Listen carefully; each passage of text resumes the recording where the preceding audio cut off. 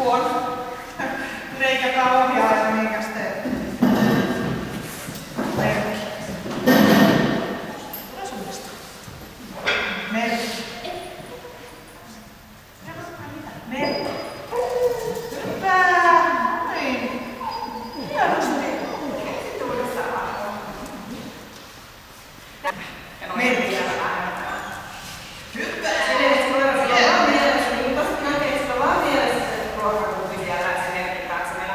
Eihän se näytä niin kuin nyt.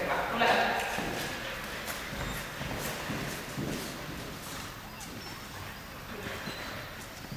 Merkki. Hienosti, hyvä merkki. Hyvä. Olla kentällä ja reenata niitten yli, et se ei ota häiriö. Nyt se vilkas. Hyvä. Hieno merkki. Noin. Hyvä. Nyt se ota vielä kerta, niin että saadaan silleen, että se ei vilkase, jos sulla on nameja. Mitä? Ota yksi kerta vielä silleen, että se ei katso.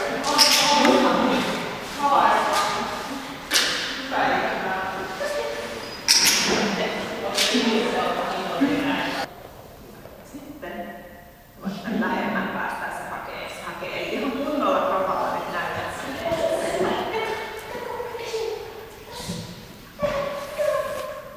Hyvä! Tai sit sä voit tehdä nomikeilla tämän saman. Okei. Mut idea on siis sama. Eli nyt se, että päästä siitä on varassa. Sä heität sen nomikeilla. Vähän sama sit hallita reikä. Eli nyt heität toisen noin. Ja sitten toinen. Ja sitten lähetät sen hakemaan ensimmäistä. Hyvä. Ja sitten se keskelle takaisin. Älä päästä sinne. Sitten heität tänne uusina, niin sun pitää koko ajan kaksuna tai levua aikaa. Ja nyt sitten se vasemman. Kunnolla näin. Hyvä, nyt se sai. Eli koiraa kestää jollain tässä se kiesittua, mutta nyt saa aina kuvan. Eli se otti vaan se johdonmukaisesti itteen, että saatte ei, ja sitten taas oikein kunnolla. Mene vaan. Hieno.